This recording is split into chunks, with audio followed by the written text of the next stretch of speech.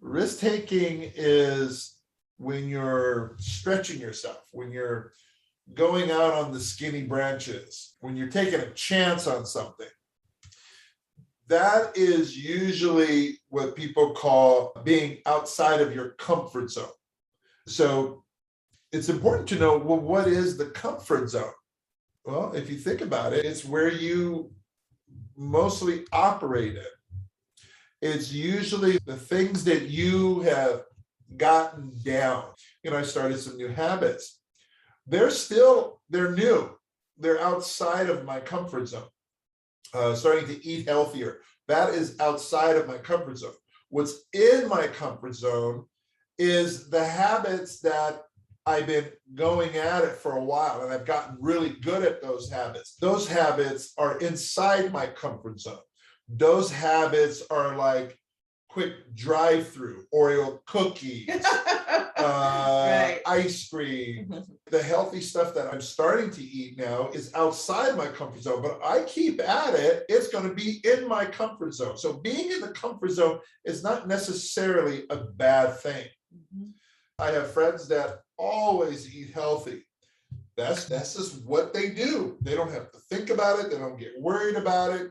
It's in their comfort zone. It's in their wheelhouse. It's like the status quo. It's the way things are, the way they do things. It's just what that friend does, and eats like that. And it's not a stretch. It's now become his routine. So it's not necessarily bad when you're in your comfort zone. I want to emphasize that.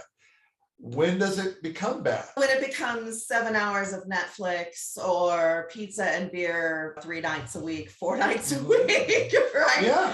It's those things that they're not serving you.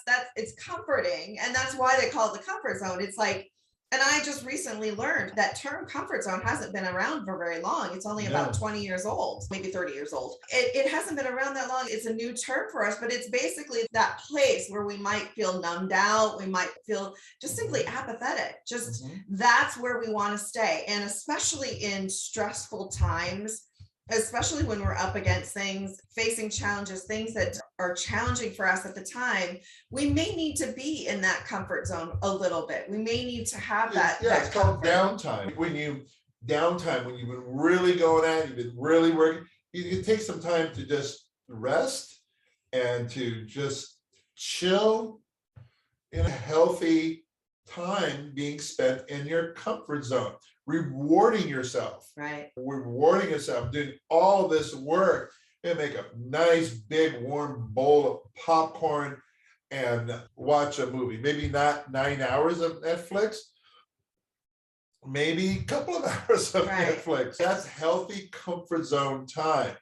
That's downtime. But what happens often, or sometimes can be too much, is when you get stuck there. And you avoid. When it becomes avoiding, when it becomes like, that's where you go, and like deep down, you should be doing something else. You should be doing something different. You should be pushing yourself in a different direction. It's no longer working for you. It's almost like this, it's like a balance. There's nothing wrong with eating Oreos.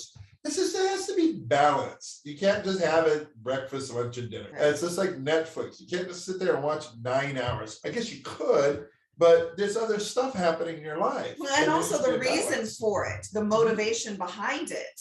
If you're wanting to have the Oreos because you're sad and or pissed off or any of those things, or you're doing that to avoid something, that's not healthy coping mechanisms. That's not healthy. A healthy choice. It's like people have sweets for a reason.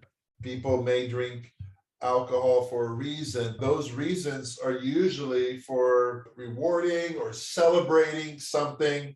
It's not to shove some kind of responsibility down, emotions, avoiding things. That's when you start creating a really bad habit.